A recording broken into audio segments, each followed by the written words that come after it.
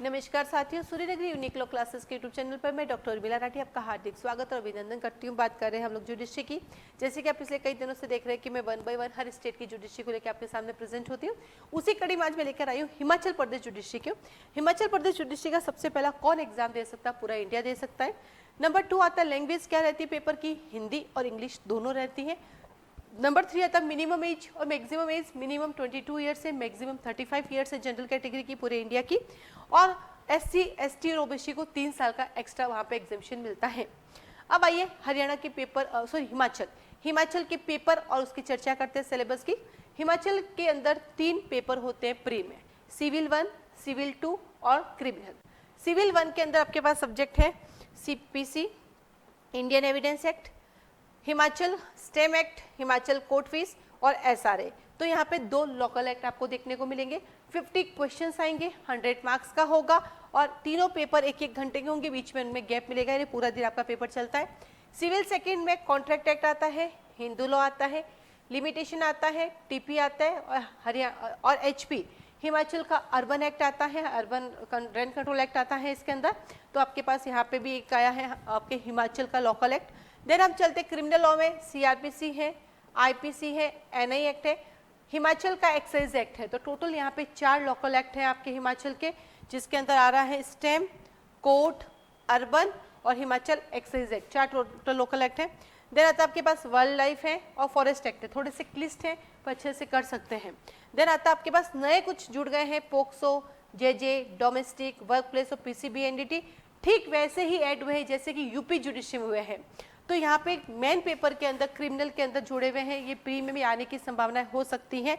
तो यहाँ पे हम बात करते हैं कि क्रिमिनल में यहाँ पे स्कोर बढ़ चुका है। हमारे यहाँ पे हिमाचल के मॉक टेस्ट चलते हैं जो कि कंप्लीट होने को है। तो अब हमें गाइडलाइन मिली है तो हमने देखा इसमें, तो इन सारे सब्जेक्ट का आपको एक अलग से पेपर मिलेगा। इन सारे सब्जेक्ट का आपको एक अलग से पेपर दिया जाएगा ताकि ये भी आपकी प्रैक्टिस में शामिल हो जाए। आपको अभी पता चलेगा 9 तारीख को आपका एग्जाम है कि ये भी सब्जेक्ट है, तो डरे नहीं, एक बार थ्रू आउट उसको कर लेना, क्योंकि बाकी तो आपकी अच्छी प्रिपरेशन नहीं है, थोड़ा सा इनको भी आपको देखना है। चलते हैं मेन पेपर में हिमाचल की तरफ। तो पहला पेपर होता है सिविल लॉ का, जिसके अंदर सिविल लॉ के सब्जेक्ट है, यानी यहाँ पे कॉमन सब्जेक्ट है, प्री और मेन के सेम सब्जेक्ट है। सेकंड चलते हैं हम सिविल लॉ का, सेकंड सब्जेक्ट आता है। तीसरा आता है क्रिमिनल का, जिसमें कुछ गाइडलाइंस भी आपके इंक्लूड है। चौथा आता है इंग्लिश का, जिसमें ट्रांसलेशन और इंग्लिश ऐसे होगा, 100 मार्क्स का ऐसे है, 50 मार्क्स की ट्रांसलेशन है, काफ़ी वैल्यू रखते हैं, इसलिए आपका ऐसे अच्छा होना चाहिए। और फिर 5th पेपर है हिंदी का, जिसके अंदर ट्रांसलेशन है ऐसे है और कॉम्पोजिशन है, इसमें आपको हिंदी में ऐसे लिखना है। तो देखा जाए तो बहुत सुंदर इसका क्या बोलते हैं सिलेबस है, आप लोग कर सकते हैं, अगर कंटिन्यूटी रखें तो किया जा सकता है, क्योंकि जुडिशरी में एग्जाम निकालने का सारा खेल ही कंटिन्यूटी का है, जिसके पास कंटिन्यूटी है वही सब कर सकता है। आइए इसी के साथ चलते हैं एक छोटा सा ओवरव्यू एक सब्जेक्ट के साथ। जैसा कि मैंने कहा हम एक सब्जेक्ट का ओवरव्यू करते हैं। यहाँ पे आया NI एक्ट। सबसे अच्छी बात क्या है, हिमाचल की NI एक्ट के अंदर डिफाइन है कि ये लोग 138 से 143 ही पूछेंगे, इससे ज़्यादा पूछेंगे भी नहीं। तो आते हैं NI एक्ट, सबसे छोटा पार्ट इन्होंने दे रखा है, लगभग NI एक्ट सभी स्टेट में दे रखा है। 138 कहता है डिसऑनर, किसकी बात करता है? चेक के डिसऑनर की बात करता है। यहाँ पे आप जब देखेंगे चेक आपका डिसऑनर होता है किसी कारण से, तो आप कंप्लेंट फाइल कर सकते हैं। क्या कर सकते हैं? कंप्लेंट फाइल कर सकते हैं, लेकिन उसकी कुछ शर्तें हैं। आप कंप्लेंट डायरेक्ट फाइल नहीं कर सकते हैं, आपको सबसे पहले नोटिस देना पड़ेगा। जब नोटिस पीरियड 30 दिन का नोटिस देना पड़ेगा, उसको 15 डेज में उसको रिप्लाई करना पड़ेगा। यदि 15 डेज में रिप्लाई नहीं करता है तो देन आप विदिन 1 मंथ के अंदर जो है कंप्लेंट फाइल कर सकते हैं। तो यहाँ पे जो काम का चीज़ है वो है, पहले तो 3 मंथ के अंदर आपको चेक डालना पड़ेगा, फिर आपको 30 डेज का नोटिस देना पड़ेगा, और वो 15वें डेज पे क्या करेगा? रिप्लाई करेगा 15 दिन में। यदि नहीं करता है तो सेक्शन नंबर 142 के तहत विदिन 1 मंथ में आप क्या कर सकते हैं? कॉग्निजेंस ले सकते हैं। तो यहाँ पे सवाल आता है कि कॉग्निजेंस के लिए आपका टाइम पीरियड कब स्टार्ट होता है? After 15 days. कब होता है? After 15 days. यही आपके एग्जाम का क्वेश्चन है। बैरेक में अभी भी 6 मंथ लिखे हुए हैं, लेकिन RBI की गाइडलाइन आ चुकी है, चेक को विदिन 3 मंथ के अंदर आपको डालना पड़ता है। फिर आता है प्रिजम्पशन 139 के अंदर जो कोर्ट में केस जाता है, कोर्ट ये प्रिजम्पशन करता है कि यदि आपने चेक दिया तो किसी लाइबिलिटी के लिए दिया है। अब आप नो किंतु नो परंतु, मुझे नहीं पता कहाँ चला गया, ये वो कुछ नहीं मिलेगा। कोर्ट प्रिजम्पशन करेगा आपने किसी लाइबिलिटी के तहत चेक दिया है। 140 कहता है आप अपना ये डिफेंस पेश नहीं कर सकते कि साहब जब मैंने चेक दिया था तब अमाउंट था, अब कहाँ चला गया मुझे पता ही नहीं है, ऐसा कोई डिफेंस पेश नहीं होगा। चेक्स बाउंस का मतलब बाउंस, खत्म। अब आपको क्या करना पड़ेगा, पेमेंट देना ही पड़ेगा, ठीक है। देन आता है आपके पास 141 कंपनीज के द्वारा अपराध की बात करता है। हम भी कहीं सारे एक्ट में पढ़ते हैं कंपनीज के लिए, यहाँ पे एक एक्स्ट्रा प्रोविजन है और वो है गवर्नमेंट कंपनीज के डायरेक्टर्स की, वो यहाँ पे एग्जामिशंस हैं। बाकी कंपनी के अंदर डायरेक्ट कौन कौन है, मैनेजर होते हैं, डायरेक्टर होते हैं, सेक्रेटरी होते हैं, लाइबल पर्सन्स होते हैं, वो यहाँ पे लाइबल माने जाएंगे। लेकिन गवर्नमेंट कंपनी को ये एग्जाम्पशन है, तो जितने भी आप माइनर एक्ट पढ़ेंगे सभी जगह पे आपको इस कंपनी एक्ट को लेके ये जो ऑफेंस वाला प्रोविजन आपको मिलेगा। लेकिन एकमात्र यहाँ पर जो है एक्स्ट्रा प्रोविजन है और वो है गवर्नमेंट कंपनी के डायरेक्टर के बारे में, जिनको एग्जाम्पशंस दिया गया है और यहाँ से एग्जाम में क्वेश्चन आते हैं। साथ ही साथ इसके एक्सप्लेनेशन से भी क्वेश्चन आते हैं। इस बार भी राजस्थान में क्वेश्चन आया था कि कंपनी में क्या इंक्लूड है और क्या इंक्लूड नहीं है, तो वहां से भी प्री का क्वेश्चन आपका आता है। देन आता 142 कहता कॉग्निजेंस कौन लेता है बेटा, फर्स्ट क्लास मजिस्ट्रेट या मेट्रोपॉलिटन मजिस्ट्रेट। कैसे लेता है, कंप्लेंट पर। कैसे लेता है, कंप्लेंट, यानी चेक बाउंस होने पर, चेक बाउंस होने पर एफआईआर दर्ज नहीं होती है, कंप्लेंट फाइल की जाती है और कंप्लेंट पर क्या लिया जाता है, कॉग्निजेंस लिया जाता है। और कॉग्निजेंस के लिए क्राइटेरिया कौन है, फर्स्ट क्लास मजिस्ट्रेट या फिर मेट्रोपॉलिटन मजिस्ट्रेट। देन आता आपके पास 142 एक नया प्रोविजन से जोड़ दिया गया 2015 के अमेंडमेंट से, और इसके अंदर ये है कि जो पहले पेंडिंग केसेस थे उनको कैसे जो है ट्रांसफर किया जा सकता है, उसको लेके बात करता है ये। और देन आता 143, यहाँ पर दो प्रोविजंस चलते हैं।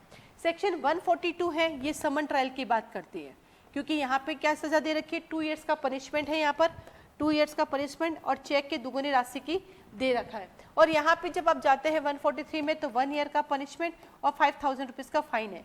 तो जब कभी भी यहाँ पे समन ट्रायल की जाती है तो 138 की सजा दी जाती है, और जब कभी भी यहाँ पर एनआई एक्ट के अंदर समरी प्रोसीजर को फॉलो किया जाता है तो यहाँ पे सजा हो जाती है आपकी कम।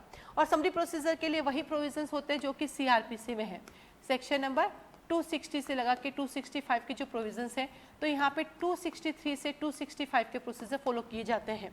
तो समरी प्रोसीजर के अंदर जो कि सीआरपीसी के प्रोविजन है वही प्रोसीजर यहाँ पे फॉलो किए जाएंगे। तो बहुत छोटा सा टॉपिक इन्होंने कवर कर, यहाँ से क्वेश्चंस आते हैं। साथ ही साथ इसके केस लॉ के क्वेश्चंस भी आ सकते हैं जो आपको देखने हैं, ठीक है। वैसे ही जैसे कि मैंने आपको कहा कि हम लोग सीरीज चला रहे हैं, सीरीज के तहत हम लोग एचपी के जैसे पहला सब्जेक्ट आए हैं, बहुत सारे सब्जेक्ट का हम छोटा छोटा ओवरव्यूज देंगे। जैसे कि एचपी का नेक्स्ट वीडियो आएगा तो उसके अंदर हमारा ओवरव्यू आएगा आपके पास वाइल्ड लाइफ का, कि कैसे इसको पढ़ना है क्या नहीं है। तो ऐसे सारे स्टेट के हर सब्जेक्ट की वीडियोस हम बना रहे हैं एज ए यूट्यूब पर एज ए ओवरव्यू के लिए। इसके साथ ही साथ जैसे कि आप लोगों को पता है सूर्यनगरी यूनिक लॉ क्लासेस जो है फाउंडेशन बेस्ड चलाती हैं, जहाँ पे 0 से Z तक पढ़ाते हैं। इंडिया के सारे स्टेट को लेके हम लोग प्रिपरेशन कराते हैं। आप चाहे तो कोई भी स्टेट ज्वाइन कर सकते हैं। हमारे यहाँ पे नए बैचेस चलते रहते हैं, ऑनलाइन ऑफलाइन दोनों क्लासेस अवेलेबल हैं। आप ऑनलाइन और ऑफलाइन दोनों क्लासेस आके ज्वाइन कर सकते हैं।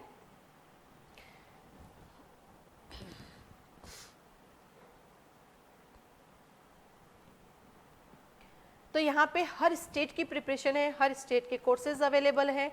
आप कोई भी कोर्स यहाँ आके ज्वाइन कर सकते हैं। आप जोधपुर आके भी कोर्सेज को ज्वाइन कर सकते हैं। आप घर रह के हमारे साथ झूम ऐप पर भी हमारे साथ स्टडी कर सकते हैं। मैं आपको बता देती हूँ हमारे पास कौन कौन से कोर्सेज अवेलेबल है। एवरी मंथ हमारे यहाँ पे कोर्स स्टार्ट होते हैं। उसका रीज़न ये है क्योंकि जैसे नया सब्जेक्ट आ जाता है वैसे ही नया कोर्स स्टार्ट हो जाता है। हमारे यहाँ मानना है कि एक समय में सभी इंसान एक साथ एक जगह पे नहीं पहुंच सकते, इसलिए जैसे नया सब्जेक्ट नया बैच स्टार्ट होता है, इसी कड़ी में जुलाई अभी 1 जुलाई से स्टार्ट हो रहे हैं बैचेस। आप जब भी फ़ोन करेंगे जहाँ से भी बैच चलता है वहाँ से कंटिन्यू कर सकते हैं। आगे वाला जो पोर्शन है वो आपको फ्यूचर में दे दिया जाएगा, बाकी आप कंटिन्यू कर सकते हैं। क्लास में ही नोट्स बनाए जाते हैं। इसके साथ साथ ही डे बाई डे क्लासेस होती है। सैटरडे को टेस्ट होता है जिससे प्री प्लस मेन दोनों ही कवर किए जाते हैं। प्री के क्वेश्चंस भी होते हैं प्लस मेन के क्वेश्चंस भी उसके अंदर होते हैं।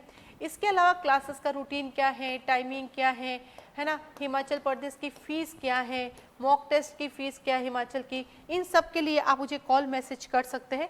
मेरा नंबर है आपको मैं दे देती हूँ 9950574460। इस नंबर पर आप मुझे कॉल और मैसेज करके जानकारी ले सकते हैं। अभी हिमाचल की हमारे यहाँ पे मॉक टेस्ट सीरीज भी चल रही है, आप वो मॉक टेस्ट सीरीज ज्वाइन करने के लिए भी कॉल मैसेज कर सकते हैं। आज के लिए धन्यवाद।